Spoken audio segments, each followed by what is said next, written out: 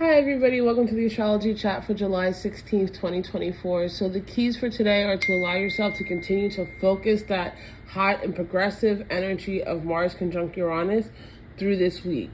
And while the signs are going to be shifting, the more that you use your time to get grounded, get present, allow yourself to dream of your future and work towards your future from where you are rather than being reactionary or allowing your time to get sucked into the drama of other people denying the reality of the work that they need to do, the better you're going to be. And I say this because we continue to have the moon in Scorpio. The moon's going to be in Scorpio until 9/10. There's going to be a short void, and then the moon is going to move into Sagittarius. And most of the aspects we have today with that Scorpio moon.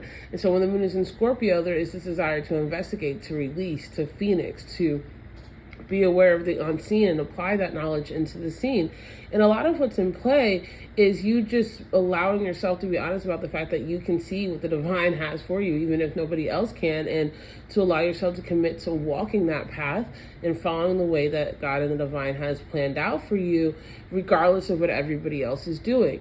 And this is really a part of where every vibration counts. In the midst of all the things that we have going on, really readying yourself to be in a state of awareness, to be able to hear from the divine, to move into flow will definitely behoove you in the days to come. And today we have a lot going on. We have the moon in a beautiful trine with Neptune that really leads the day. Kind of it has some perfection at night, but there's these beautiful trines between Neptune and the sun where there is this ability to get in touch with your emotions, to work your emotions, to work your feelings, to work your dreams into how you're realizing what you want to desire and what you want to manifest. And this is really activating a beautiful trine energy with water signs. So dealing with your emotions, processing your emotions, making plans and structures for your feelings to understand and process them are actually going to give you a lot more healing. This is where that internal work is definitely more important than what everybody else sees, because even if everybody sees a perfect picture, if it's not real and it doesn't have the proper foundation and structure, eventually it's going to fall. And we also have a tension between the North Node and Mercury. And so there is this kind of irritation about how you're going to express yourself and how you're moving towards who you're becoming while you're simultaneously moving away from people and things that no longer serve you. And that's why those deep breaths and grounding activities are going to really, really be important. We also have a trine to Saturn in Pisces. So, and this is Saturn retrograde that is saying, like, get this work done, like, deal with who you need to deal with, be what you need to be. And not necessarily all external about dealing with other people, but really dealing with yourself. Like, water is in play here, your emotions are in play here, restructuring how you're seeing your life is definitely on the table. And the more that you do that work, the healthier you're going to go.